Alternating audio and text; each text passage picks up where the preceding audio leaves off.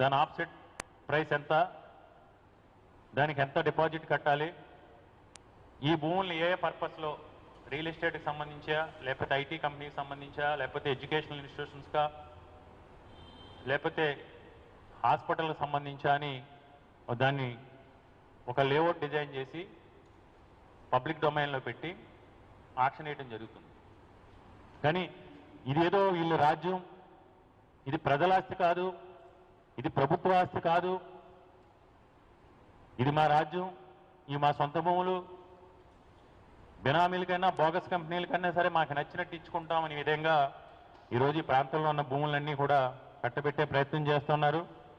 ఈరోజు ఒక్కరికంటే నేను ఒకటే ఛాలెంజ్ చేస్తూ ఉన్నాను, మేము ఒకటే డిమాండ్ చేస్తూ ఉన్నాం. తెలుగుదేశం నాయకులు కానీ, ఈ ప్రాంతంలో ఉన్న కూటమి ఎమ్మెల్యేలు కానీ, మంత్రులు కానీ, ఒక్కటంటే ఒక్కటి, మీరేదైతే ఈరోజు వేలాది కోట్ల రూపాయల భూములు దారదత్తం చేశారో ఆ కంపెనీల ద్వారా ఈ రోజు వరకు 20 నెలల కాలంలో ఒక్కటంటే ఒక ఉద్యోగం వచ్చిందని మీరు నిరూపించగలరా? లేదు. ఎవరన్నా మీడియా మిత్రులు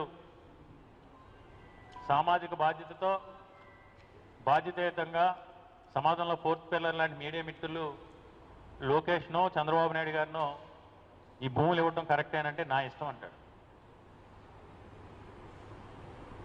ప్రజల ఆస్తులకి కస్టోడియన్గా ఉండాల్సిన మీరు, ప్రజలు ఓట్లేస్తే గెలిచి అధికార పీఠ మీద కూర్చున్న మీరు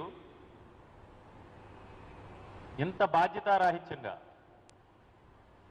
మీ స్కాముల గురించి, మీ భూ దోపిడీ గురించి, మీ భూ దందాల గురించి ప్రశ్నిస్తే నా ఇష్టం అంట.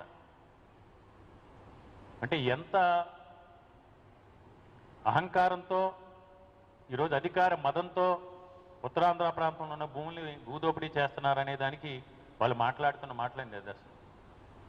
ఇవన్నీ ఒక ఎత్తు అయితే లోకేష్ గారి తోడలుడికి సంబంధించి మనం చూసాం, గగ్గోలు పెడతా ఉన్నారు విశాఖపట్నంలో ఉన్న ప్రజలందరూ కూడా. నిస్సిగ్గుగా 10 సంవత్సరాలుగా ప్రభుత్వ భూముల్లో పేద ప్రజలకు ఇచ్చిన ఎస్ఐన్ భూముల్లో ఆక్రమణ చేసి, మేము ఆక్రమణలు ఉన్నాయి, మా అధీనంలో ఉన్నాయి, మా ప్రభుత్వం అధికారంలో ఉంది, మా మాంగారు ఎమ్మెల్యే, నా తోడలుడు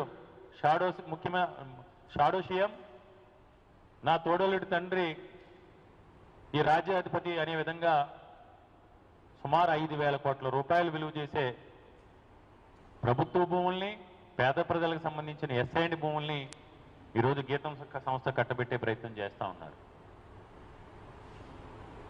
ఏది ఏమైనా విశాఖపట్నంలో ఉన్న ఉత్తరాంధ్ర ప్రాంతంలో ఉన్న ప్రజలందరినీ కూడా మీడియా మిత్రుల ద్వారా ఒకటే విజ్ఞప్తి చేస్తున్నాం.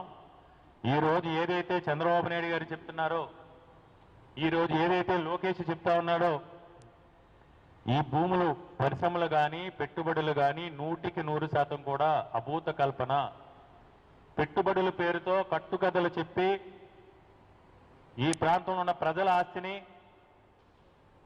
ఈ ప్రాంత ప్రజల సంపదను, ఈ ప్రాంతంలో ఉన్న వేలాది కోట్ల రూపాయల విలువైన భూముల్ని చంద్రబాబు నాయుడు యొక్క బినామీలకి, దబేదారులకి ఒక బోగస్ కంపెనీలు స్థాపించి పెట్టుబడుల పేరుతో కట్టబెట్టే ప్రయత్నం చేస్తున్నారు.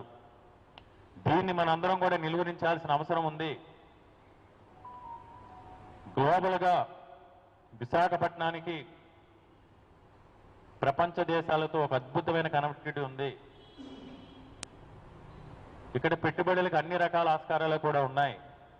కానీ చంద్రబాబు నాయుడు గారు కానీ, కూటమి ప్రభుత్వం కానీ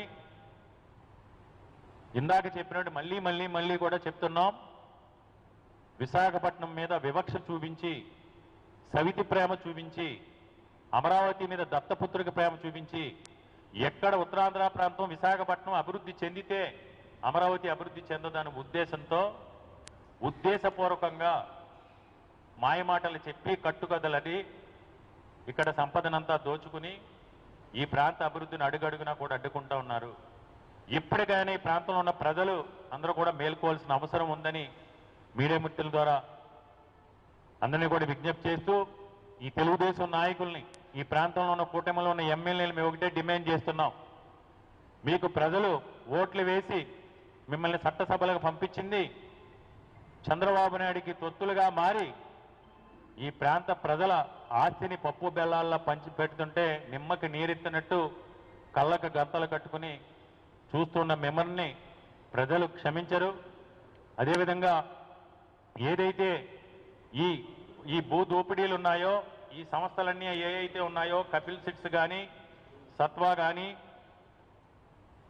ఏఎన్ఎస్ఆర్ కానీ, వర్షాకు సంబంధించి కానీ, ఈ భూములపైన వారి పెట్టుబడులకు సంబంధించి, వారి ఎంప్లాయ్మెంట్కి సంబంధించి ఈ ప్రభుత్వం ప్రజలకి ఉన్న అనుమానాలని తొలగిస్తూ ఒక స్వచ్ఛమైన ప్రకటన చేయాలి. అదేవిధంగా ఈ పెట్టుబడులపై ప్రజల్లో ఉన్న ఆందోళనల్ని ఈ ప్రభుత్వం తొలగించాల్సిన బాధ్యత ప్రభుత్వం ఉందని, ఈ అక్రమ భూదోపిడీని అడ్డుకోవడం కోసం ప్రజల పక్షాన వైఎస్ఆర్ కాంగ్రెస్ పార్టీ ఎలాంటి పోరాటానికైనా సిద్ధంగా ఉందని తెలియజేస్తూ ప్రజలందరినీ కూడా మళ్ళీ విజ్ఞప్తి చేస్తున్నాం. విశాఖపట్నంలో చంద్రబాబు నాయుడు గారు చెప్పేవన్నీ కూడా కట్టుకథలు, ఇవన్నీ కూడా బోగస్ కంపెనీలు, ఇవన్నీ కూడా బ్యాక్ డోర్లో ప్యాకేజీలతో వస్తున్న అలాట్మెంట్స్, ప్యాకేజీలు తీసుకుని చేస్తున్న అలాట్మెంట్స్. దీన్ని మనందరూ కూడా చైతన్యవంతమై నిలువరించాల్సిన అవసరం ఉందని మీడియా మిత్రుల ద్వారా ఈ ఉత్తరాంధ్ర ప్రాంత ప్రజలందరినీ కూడా విజ్ఞప్తి చేస్తూ ఉన్నాం.